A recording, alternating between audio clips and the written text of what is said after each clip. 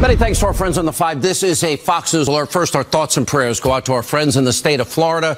Why? They are in the direct path of a massive hurricane, Hurricane Irma. Now, this could strengthen into a devastating Category 5 storm by the time this hits the state on Sunday morning. Now, officials in Florida have asked 5.6 million people to evacuate. Now, the state's governor, Rick Scott, is now warning residents to get out now before it's too late. Please listen. Joining us on the ground tonight in Miami is our own Steve Harrigan. Steve, I see the wind building. Is it from the storm or a little separate and apart? Sean, this is really the start of things here. The wind has picked up each hour. No rain yet, but already Biscayne Bay off to my left is topping over the walls here. There's a real sense of fear when you talk to people across Florida, especially here in this Miami area. They are afraid that a destructive, deadly storm is on the way. No matter where it makes landfall, everyone in South Florida especially is going to be hurt. And they are also fearful of the decisions they have to make now, many of them waiting until the last minute to make it. It's a bad decision. Either stay in your home, which could be destroyed by the wind, or completely underwater by the surge, or get on the road, get on the highway. 5.6 million people have been asked to evacuate. That's double the previous largest storm evacuation. And they're being asked basically to get on 2 roads and to drive the entire state of Florida, because that's the only safe place to be, out of the state entirely, either on the Florida Turnpike or on I-95 headed north. On both those roads, there's been a lot of problems. Shortages of gasoline, shortages of hotel. Sometimes you move along at a 5-mile-per-hour clip. There's a real fear that you could be trapped on the highway during the storm. So stay or go. It is tough for both sides in this. And the Category 4 storm could really wreak havoc here in Florida. That means it's going to tear roofs off, uproot trees, and the surge, too, with 10 inches of rain, could do tremendous damage. Officials are vowing to do everything in their power to save lives, but there are limits to what can be done during the storm. Officials have said during the first 72 hours, you may be on your own. Sean, back to you. All right, Steve, we'll be checking in all throughout the night. We now go to Rick Leventhal. He is in Daytona Beach, Florida. Rick, calm before the storm. Absolutely, Sean. It's very quiet here in Daytona Beach tonight. A mandatory evacuation order went into effect for the beach at 5 o'clock this afternoon. Anyone in low-lying areas in Volusia County, anyone in manufactured or mobile homes, was told they should have already gotten out. And if they haven't yet, they should pack up their stuff tonight and tomorrow morning move into one of the 21 shelters that are opening tomorrow across this county. They're expecting the conditions to get worse and worse tomorrow afternoon into tomorrow night. Around midnight or later, tropical storm force winds should start kicking up here in Volusia, and those will accelerate into hurricane force winds by sometime late Sunday, perhaps 48 hours from now. We're told to expect hurricane force winds here, also a 3 to 5 foot storm surge, and rain 8 to 15 inches, and it's just there's nowhere for that water to go. So they're expecting localized flooding. A lot of streets should be underwater. Trees will come down, power lines will come down, and residents need to be ready for that. Help could be slow to arrive because of the emergency conditions that could exist across this entire state. So people have been boarding up. People have been filling sandbags, trying to get ready for this storm. The biggest concern for the Volusia County Sheriff, he said, is the possibility of having to make rescues during the middle of a hurricane, which is one reason why they put a curfew in place starting at 4 p.m. on Sunday. They are encouraging people not to venture outside. We're still on the quote-unquote dirty end of the storm, of the hurricane. So wind and rain are going to be a major factor to us. And of course, you always have somebody who does something stupid. And now it puts my responders in danger because they have to go out and save that person. Sean, all of these oceanfront hotels are either closed already or are kicking out all their guests as of tomorrow morning, and the bridges are all going to close between the beach and the mainland on Sunday morning when the winds get it to a certain speed. So anyone who's still on the beach as of Sunday, late Sunday morning, early Sunday afternoon, will have to stay on the beach until this storm passes, which probably will be sometime Monday night or Tuesday, Sean. All right, Rick, you stay safe as well, my friend. Thank you. Adam Housley, he is in Key Largo, Florida. Adam, what's going on there? Yeah, so we're going to get the pictures. Yeah, Sean, the first evacuation orders, of course, were here in the Keys. Most people did get out. In fact, we met a lot of people in the last couple of days who didn't get out before and said this time they're going to take the warning seriously. They're going to leave. The roads here are still open. For the most part, there are no cars on the roads. Most people who wanted to leave did do so. The last buses to take evacuees off the islands are already gone. So now if you want to get off, you either got to hitch a ride or find your own car if you have one to get off. Most people are basically here to stay at this point. We're in the last place that we know of open on the Keys, Tower of Pizza. And Anastasia Angelis, I know your family's been here for 30 years. I got to ask you, you guys stayed open. I know right now everything's nice and calm here, but of course it's all going to change. We're expecting tropical storm winds tomorrow by 2 o'clock at the latest. Yes, we're all scared, but we're all sticking together and doing our best. You know, some people might say that you guys are crazy for staying here, but with the whole state under evacuation, did you have any other options? I think they do think we're crazy.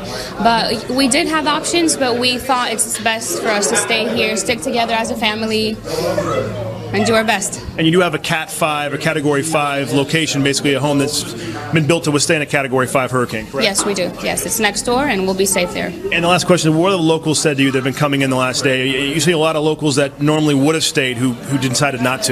Yeah, most of them are gone. Some of them are staying, but most of them are gone. They changed their minds. All right, good luck.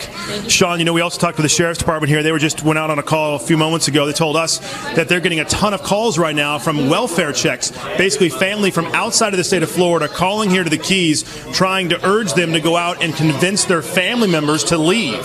So they're having to do that besides their other calls as well. Once the sustained winds get up to 45 or 50 miles an hour here in the Keys, they're not going to go out anymore, except for an absolute emergency situation. So, Sean, we're starting to feel the wind here as well. By this time tomorrow night, we're going to be in the thick of it. Sean? All right, thanks a lot, Adam. I checked in with my friend, the sheriff in Lee County, and him and his deputies in Carmine. They all were getting ready very, very early in the game, getting homeless people off the street as early as 2 days ago. So it seems like the state was beyond prepared. The governor really got the word out, and it seems like everybody did the right thing, and those that were asked to leave left, right? Yeah, absolutely. I mean, they did a great job down here in the Keys. Monroe County Sheriff is here, and they were telling us that, you know, they were surprised about how many people actually took the warnings. There's been a lot of preparation here. Sean, yesterday we saw a lot of emergency services already on the Keys pre-staging for when this thing, once it moves through, so they can get out and do some of those rescues. So, yeah, they're as prepared as you're going to be with the Category 5 hurricane coming through here, at least in this area we've been the last couple of days. All right, last question. They were having problems, and the governor rightly reached out to neighboring states to lift their different regulations as it relates to getting gasoline and fuel into the state, as well as replenishing and stocking the stores that literally were empty at one point. Did the stores get restocked? Did the gas get in so the people could get out? Down here, yes. So the southern tip, we've been over in Florida City just across the bridge, and here in this area on the Keys, they got gas, they got water. It's all closed up now, but up until last night and even early this morning, there were still some places open. So if people needed gas, needed water, they had it. They had enough to get out. And right now, again, Sean, basically it all comes down to, hey, have you prepared? If you're going to stay, you know, you're basically here to stay at this point, and you better have prepared, and they're going to do what they can to help you, but there's no guarantees. All right, Adam, stay safe, my friend. We'll be watching all weekend long. Brian Yenis, he's live in Miami tonight. Really, we're talking about right at the heart of where we expect this is going to hit. That along with the southwestern coast, Naples, Fort Myers, and of course, the eastern side of Florida, and the whole state, of course, will be engulfed by this. What's going on there, Brian? Hi, Sean. Well, look, right behind me is the Port of Miami, completely closed off. This is the largest passenger port in the entire world, really, and there it is, just completely shut down. If you come to look at me over here on this side, we'll start seeing some of the boats here. The big concern, storm surge. This is Bayside. This is an area that normally on a Friday night would be packed with people. Those boats there bringing people towards some of the largest homes and most expensive properties. They are tied and double tied, but we are expecting anywhere from 3-6 foot, if not more, depending on the full track of this storm, of water to maybe just really breach this wall. And if you can look at the shops there, the Bayside shopping, there's the police tape. No, nothing's boarded up. Nothing's boarded up. And if you look over here behind me, maybe we can get a shot of the condo buildings. This is a mandatory evacuation zone. 660,000 people evacuated in Miami-Dade County, the largest in its history. There are still people in those condos. They still have some time to leave, but that window is really short because come tomorrow, once those tropical storm winds start hitting at 35 miles an hour plus, no rescue crews will be on the roads, and that is why the governor, Rick Scott, is asking people to make the decision tonight to get to where you need to be, and it better not be at a hotel because they're likely booked unless you have a reservation. So either find yourself in a shelter or make those preparations now. Look, at 155 miles an hour, you're talking 20, 30, 40 stories above the ground. That's just infinitely worse up there. It's more than that, the gusts, and so they don't want you there at all. And so that's the message here, to get people out as quickly as they can. A lot of comparison here, Sean, to Hurricane Andrew. This is going to be bigger and larger, not only because of the size, but remember, Hurricane Andrew, when it made landfall, was in Homestead, Florida. That was not downtown Miami in terms of the full throttle of that storm. That was only 30 miles, 30 miles wide was that eye where it was fully destructive. We're talking a lot larger space here. This is the first time this city down here is going to face this type of storm, and so they are urging people to leave. That water expected fully to come at least through here for sure. Hey, Brian, I hope these people will heed that warning. We're looking at the lights on behind you. Are you certain people are still in there, or maybe some just left the lights on? I can't say for sure because I didn't go in that building, but I can tell you that the hotel we're staying at, which is down the block here, that hotel is still down on the other side of the island there. Just as threatened by water, it's still fully functional and open. We spoke to people at the supermarket, at the Publix, that closed at 8 p.m. No more food for people. People said they were staying. Some people and that were in evacuation zones. Others were leaving. A little bit of a mixed bag inside that supermarket. So while I can't say for sure that it's 100% not full, I mean, given what we've seen today, we've seen that people are really set on staying. We haven't really had that storm. I grew up down here, and everyone said that storm was coming, and it never really hit that hard except for Wilma, and I went through that, and that was Category 3. This is something we've never experienced before, and so there's a lot of people new to Florida here, and other state officials really plead with people to listen. And you got some people that are Miami-Dade for life, and they just say they're going to stay in their homes because they've ridden everything, including Andrew, but we'll see, Sean. All right, thanks so much, Brian. I know there are weather warriors out there. I know that they think they can ride this out. Listen, from the bottom of my heart, I urge you, don't worry about the property. Make sure you protect your lives and your family, please. All right, thanks so much, Brian. And Adam Klotz, he's in the Fox News Extreme Weather Center. He has the very latest on the path of Hurricane Irma. Adam, what's going on there? Hey there, Sean. The eye wall of this storm at this hour now running right on the northern coast of Cuba. Winds still very strong at 155 miles an hour. You're looking at a pretty consistent west movement of 12 miles an hour. From here, we're expecting this thing to hug the coast of Cuba, move up the coast here a little bit before making a turn tomorrow, going back out over sea and then running its way towards South Florida here by the end of the week. And here's how that's set up. Currently a Category 4 storm, but pay attention to this. The water between Cuba and South Florida, very warm. It could pick up a little additional intensity. Maybe those wind speeds pick up. We are back up to a Category 5. Landfall coming Sunday morning at 8 a.m. But if there's folks watching who are still in South Florida right now, you need to know that the weather will start deteriorating well before this storm actually makes that 8 a.m. Sunday landfall. So think all day Saturday, things slowly getting worse across South Florida. That wind will continue to pick up. Here's another model of this thing running, and this is for wind gusts.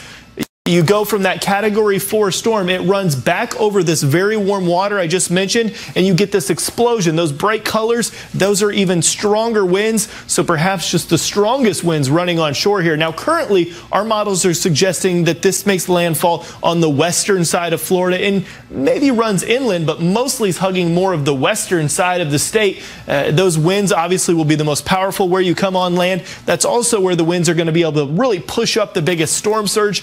Take a look at the storm surge forecast. The ground already very low across portions of South Florida.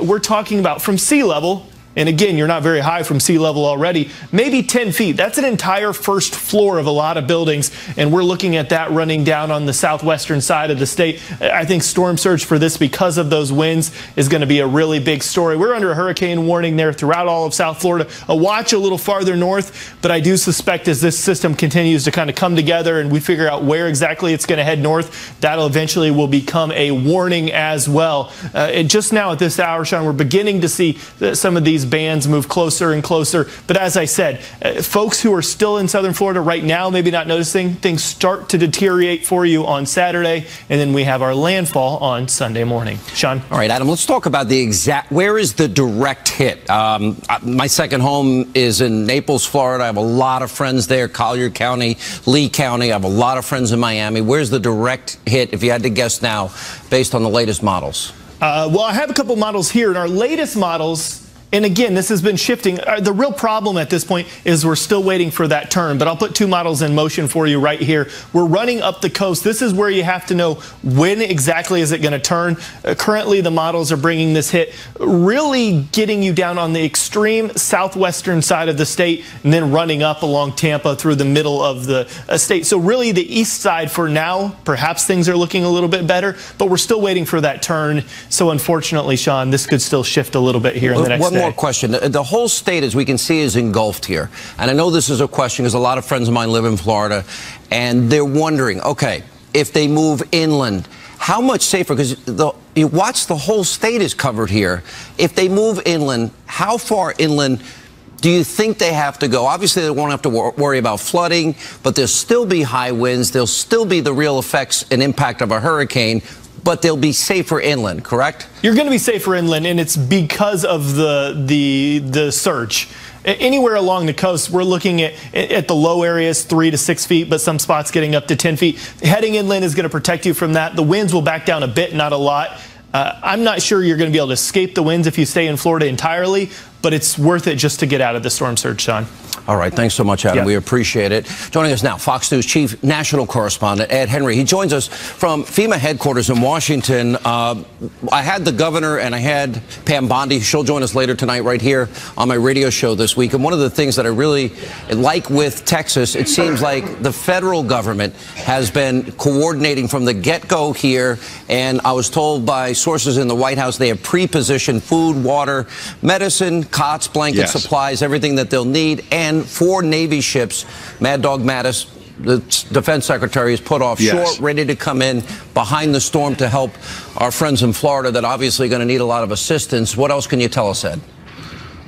Yes, Sean, and I'm actually being told tonight by federal officials some of those ships you're talking about from the Defense Department are trying to go into spots before Irma hits, get basically some critical supplies in, then get out before Jose hits down the road as well, and then maybe have to get back in. This is what's critical. You're getting a rare look right now. We're inside the FEMA National Response Coordination Center. Usually the media is not let in here. There are about 200 people total working tonight around the clock, trying to respond, obviously, to a whole series of storms. There's also floods that have been in Missouri. There are wildfires out in California. Let's not forget they're working on that as well. On duty at this hour, what's known as the Blue Team for FEMA. And what it's basically 2 different groups of people working 12-hour shifts. Sean, they've been working since last Thursday dealing with Harvey. They're going to go to this coming Thursday dealing with Irma and Harvey, by the way, since that recovery and response is not finished yet, by the way, then potentially deal with Jose. Then Thursday, they hand it off to the Gold Team that comes in with 2 more groups, 12-hour shifts again around the clock. Let me briefly tell you what they're trying to do. They have 14 different critical emergency support functions that they try to coordinate here. Search and rescue, health, what's going on with the hospitals, energy and power, how do you get power lines back up, infrastructure, the roads, the bridges, the airports, transportation, moving people around from shelters. And they have budget issues to deal with. For example, you mentioned President Trump, the federal response. They've gotten high marks. So there is a split in resources. 75% of the money spent by the federal government, 25% by individual states like Texas, Louisiana, Florida, but I'm told in the initial hours, what happens is the federal government basically tries to rush in as much support as they can. They're not sitting around, obviously, Sean, looking for reimbursement checks while they're trying to save critical lives. The final point I'd make is the most frantic for the people here working tonight is before the storm, before the hurricane-force winds that you heard all of our great correspondents talking about, because that's when the pre-positioning that you mentioned happens. And I've talked to officials in the White House who say that's one of the biggest lessons they learned from Hurricane Katrina, is doing more before it hits. And then when those hurricane force winds hit, there's not much they can do here at the Operations Center. Then they get intense again with the workload, Sean, once the hurricane force winds move through Florida, because then they try to get the assessment teams in. Are the bridges working? Can we get trucks and vehicles in with gasoline, with food, water? Because there's no point in rushing that in if the bridges are down, if the roads are messed up, if the airports are messed up. So there's a lot of work in the days ahead, Sean. All right, Ed Henry, you know, I'm often critical of big government, and it's nice to occasionally see government get their act together, and the coordination with state, local, federal government, both in Texas, now in the lead up to this huge storm that is going to take over and engulf the entire state of Florida. It's actually refreshing. Our thoughts and prayers remain with those people. Glad to see they're on the job. All right, we have a lot more coming up tonight, more breaking news coverage on Hurricane Irma that is now set to slam Florida. When we come back, Joe Bastardi, our meteorologist, Florida's Attorney General Pam Bondi, and much more as we continue our coverage. This is a Fox News alert. Hurricane Irma is headed toward Florida and is now expected to turn back into a Category 5 hurricane before it slams into the Sunshine State. Joining us now is Florida Attorney General Pam Bondi. You know, Pam, we're both conservatives. We've seen devastation when things aren't handled right locally, in the case of Katrina. But between Texas and I've got to give props to you and the governor and state and local officials and the White House and FEMA. Everybody seems to be pre-positioned, prepared. The governor has been telling people for days now to evacuate. You have been working with other states to get gas necessary for the people to evacuate. Also, food and supplies have been brought in expeditiously. Tell us what's going on down there. How prepared is the state? Sean, you know, it's up to God. It's in God's hands now, but I'll tell you what, we could not be more prepared as a state. Governor Scott has been everywhere constantly, and thank goodness people are listening to him. Home Depot last week, they sold over 335,000 sheets of lumber. So that should tell you that people are listening. They're boarding up their houses. I sat in President Trump's office earlier in the week, and I mean, he cares. He truly cares about our state. Scott Pruitt let us do blended gas. He let up on some of the regulations now for us for 20 days so we can drive the prices of fuel down for our state. I cannot thank FEMA enough. State, local, and federal government, we're seeing it work. It's working well in Florida. You know, and there are so many good corporations, so much good out there, but of course we're always going to have the bad ones. My job, unfortunately, is to have to deal with a lot of the bad. We've received over 7,700 complaints, Sean, just since the emergency order's been issued on price gouging. I heard this earlier today. Now, we've got to give credit where credit is due. I know the CEO of Home Depot, and he called you early in the week and said, how can I help? What can we do? He sure did. JetBlue was giving flights out of Florida for $99, and then other airlines, to their credit, followed suit as well. That's right. But you said 7,700. They were selling like cases of water that would normally go for $3, $4, $5 for like 30 and 40, and you have to crack down on them eventually, right? I do, and I will. And let me tell you, if you are gouging in my state, I'm coming after you. And I will be on the show with you naming these businesses, and I hope Floridians never walk in those stores again. But JetBlue, American, United, Delta, they've all been incredible. Amazon's been working so well with us. Home Depot called me. I said, what do you need? And they are delivering trucks. They were as long as they could.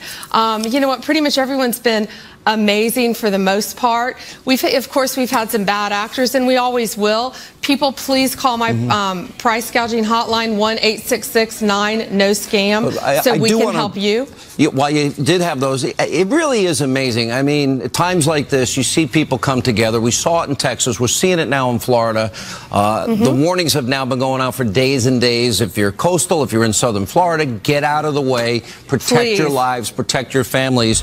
But it is nice to see these companies, these corporations, and the government, you know, use the information, satellite technology, meteorology, that information to protect people's lives. So a lot of good so far that we've seen this week, and the coordination, federal, state, local officials, seems to be superb at this point. Do you feel everything is pre-positioned coming in after the storm to help all these Floridians out that are going to need that help? Oh, I do. And the federal government's been amazing. Governor Scott, again, everything we're pre-positioned, but again, it's in God's hands right now. People have to listen. People still can leave. It's not too late to leave if you haven't yet. That's important to know. You still have time. Please leave. Your possessions can be replaced. Your family members, your pets cannot. Leave with your medications, leave with your prescriptions. Get out of here. It's not too late. The highways are open. If you have to sit in traffic, it's still, you have plenty of time to get out. Get out. If you're going to stay, board up your house and keep plenty of supplies. But you know, Sean, if you're gouging in Florida, we're going to come after you. This is not the time to be taking advantage of our fellow Floridians. Good for you, Pam. And listen, our thoughts and prayers are with all our friends, our neighbors down in Florida. This is a big one.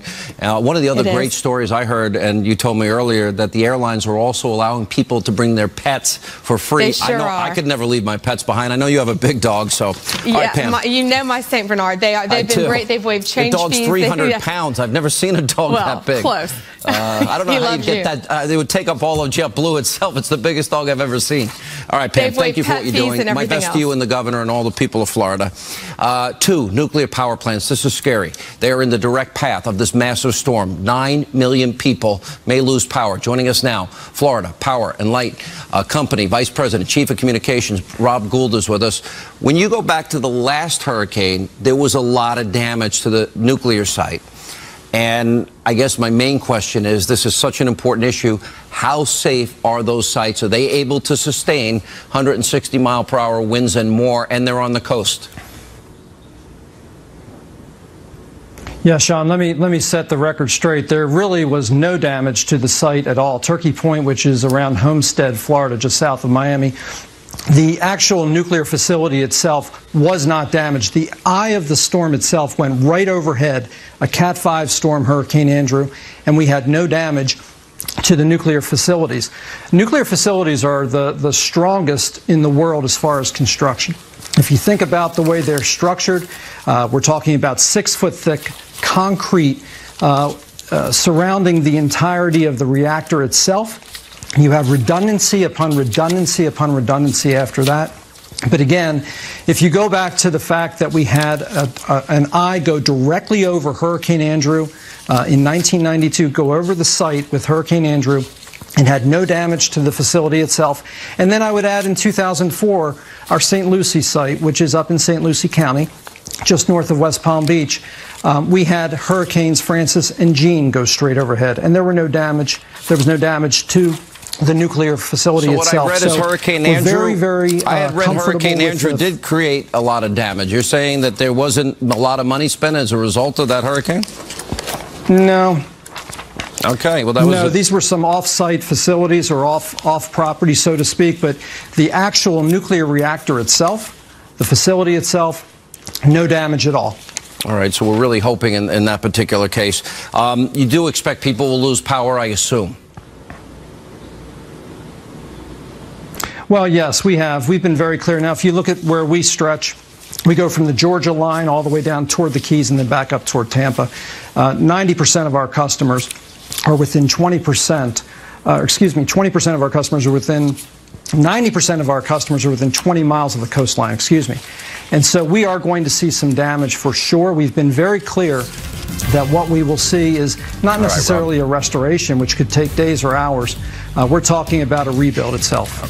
All right, thank you, sir. We wish you the best. We're all praying for that power plant to stay safe, as you said. More on the latest massive Category 4, 5. Hi, I'm Mike Gitkin. And I'm Johnny Bench.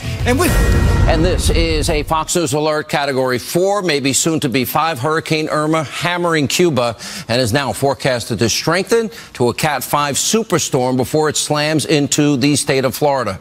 Joining me now, my friend, meteorologist, weatherbell.com, our friend Joe Bastardi. Joe, you have FEMA chief, the mayor of Miami Beach. Get out now.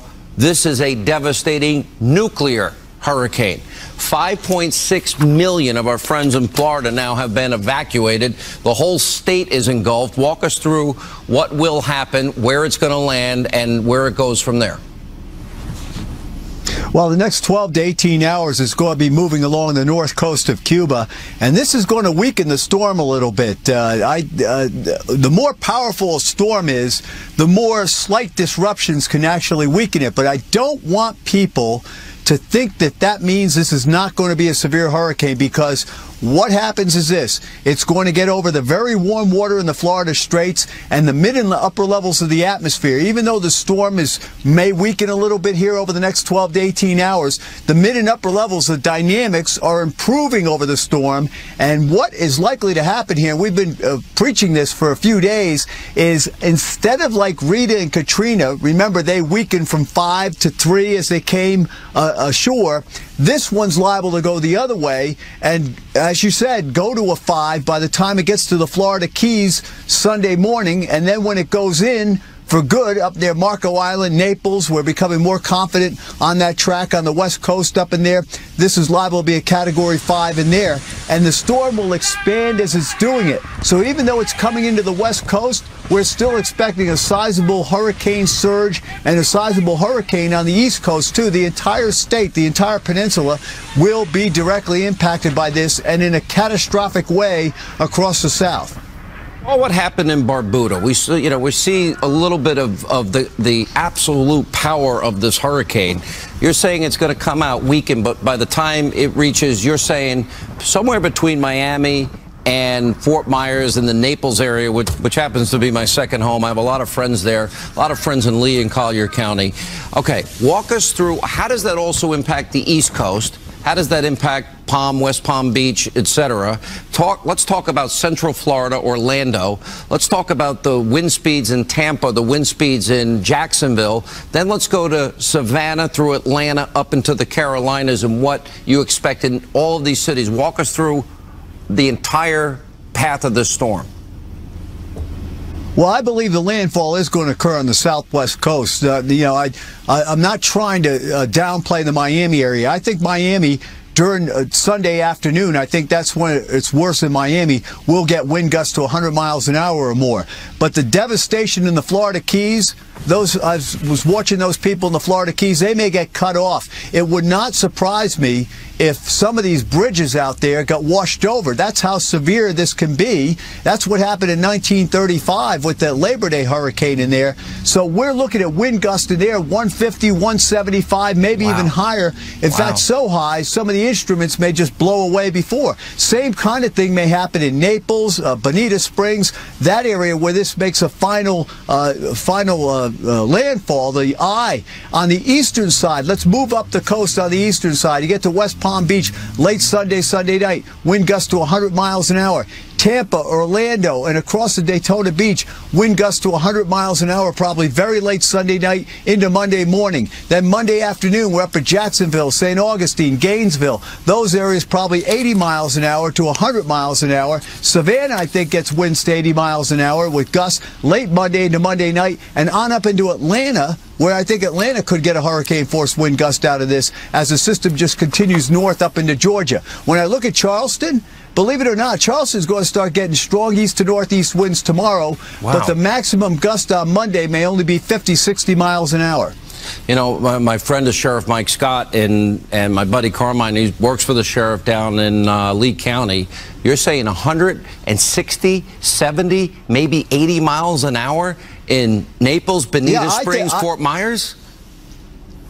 Yeah, I think that where this goes ashore, if you're looking at a Category 5 hurricane, and what I'm, again, most afraid of is this overall pattern this year favors storms intensifying as they come to the coast. You saw that with Harvey, right? Wow. You saw Emily just develop even though it's a minor tropical storm, develop in people's backyards late in July. So we're in an opposite pattern that we were in other years. If you were on the shore in Naples, Florida, would you intensify?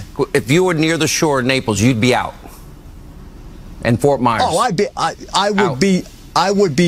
be near Naples, Italy, not Naples, Florida. All right, Joe. Thank you so much. We always love your historic reference because you always talk about how with the same conditions, there is a history that a lot of times these storms follow.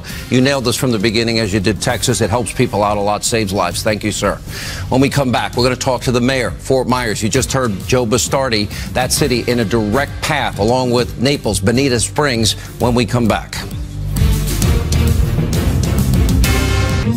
Alert Hurricane Irma bearing down on the island of Cuba as we now speak and is headed towards the great state of Florida. Now on the phone, Florida's Gulf Coast, we have the mayor of Fort Myers, Florida. Randall Henderson Jr. is with us. Mr. Mayor, thank you for being with us. You know, I'm a part-time resident of Southwest Florida. I have so many friends down there. You just heard Joe Bastardi, 160, 170, potentially 180. Naples, Fort Myers, Bonita Springs. Beyond serious, are you confident that you've been able to evacuate and all the neighboring towns have evacuated? John, I am very confident in that. We have been moving people out, many of them on a voluntary basis. Now we're moving them more aggressively to shelters, and I'm happy to report to you that we're getting a lot of cooperation. And we're moving people to keep them safe. We're taking this very serious. You know, I have so many friends down there, Mr. Mayor. It's disheartening. Look, as the governor of Florida has been saying, we can replace property. We cannot replace human lives. I know the sheriff of Lee County. I know the people in Collier County. I know the people in Fort Myers. Is it now mandatory evacuation? It is mandatory in most parts. I think the next shoe to drop will be indeed in the core of Fort Myers. We're anticipating that. Mike Scott and Carmen are close friends of mine. I've been working with them. You know Mike Scott and Carmine, they're too. By the way, don't hang out with them. They're really big trouble. No, I'm kidding. They're really dear friends. But the great news is, Mr. Mayor, and I'm a big critic of government, but you know, I've been watching now for days. The governor, the attorney general, people like yourself, people like Sheriff Scott and Carmine, and all these people have been working on this. The people have been listening, and I got to give people credit. You always have these weather warriors that think, oh, they're gonna tough it out. This is not the one to tough out, is it? It is not, and I agree with you. We've had unprecedented cooperation and coordination with a fine group of leadership, and Mike and Carmen are doing it, and Governor Scott and Marco Rubio and Francis Rooney. You name them all. I mean, they're engaged and they're coming to the rescue, and I just appreciate all that they're doing. Our number one goal is keeping citizens safe, and this is a very, very serious storm. All right, Mr. Mayor, I'll be down there as soon as I can. My thoughts and prayers with all my friends down there. They're neighbors of mine, and a lot of love for the whole state. Thank you for being with us. Thank you. When we come back, we'll have more breaking coverage of Hurricane Irma as it now closes in on the state of Florida and will be engulfing the entire state. We go back to our reporters on the ground next.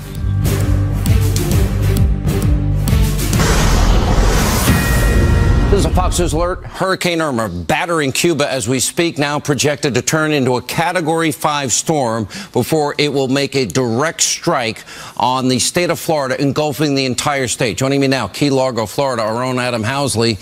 Adam, are the people ready, prepared from your position? Yeah, the ones that are left, Sean, are prepared, it seems like. In fact, the last place we were in, earlier with you, we were live in this building where they had the place called Tower Pizza was still open. They're now officially closed. The last place here is closed. This is their storm shutters they pulled out. They're waiting to latch them up. When we're done here, they're going to latch them up, and they're going to start hunkering down. Sandbags are ready to go as well. Really, on this side of the island, the worries about the wind more than the storm surge. They're going to get a surge here, but if you go over to the ocean side, that's where probably the surge is going to be higher. At least that's the forecast.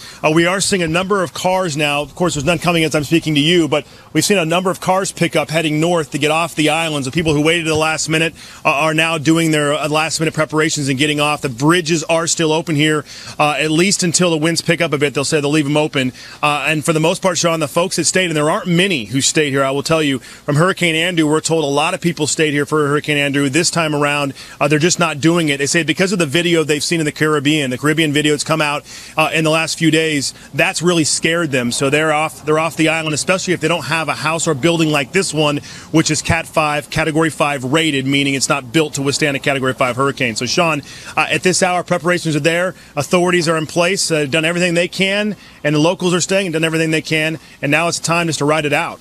All right, stay safe, Adam Housley. Thanks so much. As the Governor Scott has said, get out now. You do still have time. If you're watching this program, don't play with your lives here. Too important. Joining us now, Miami Shores, Florida, our own Steve Harrigan. Steve, what's the latest there? Sean, the wind getting stronger now since the last time we spoke to you, and across the state, airports are beginning to shut down. The last flight left from Miami International Airport, no flight scheduled Saturday or Sunday. Fort Lauderdale International Airport shut down Saturday and Sunday, and tomorrow night, Tampa and Orlando airports shutting as well. So more and more, the only way to get around this state is on the ground, and we've seen traffic jams and gas shortages across the state, leading to some real snarls on those major arteries, the only ways out to the north. Sean, back to you. All right, last question. Were they able to replenish the grocery stores and Home Depot, and was gasoline brought in on time to take care of everybody?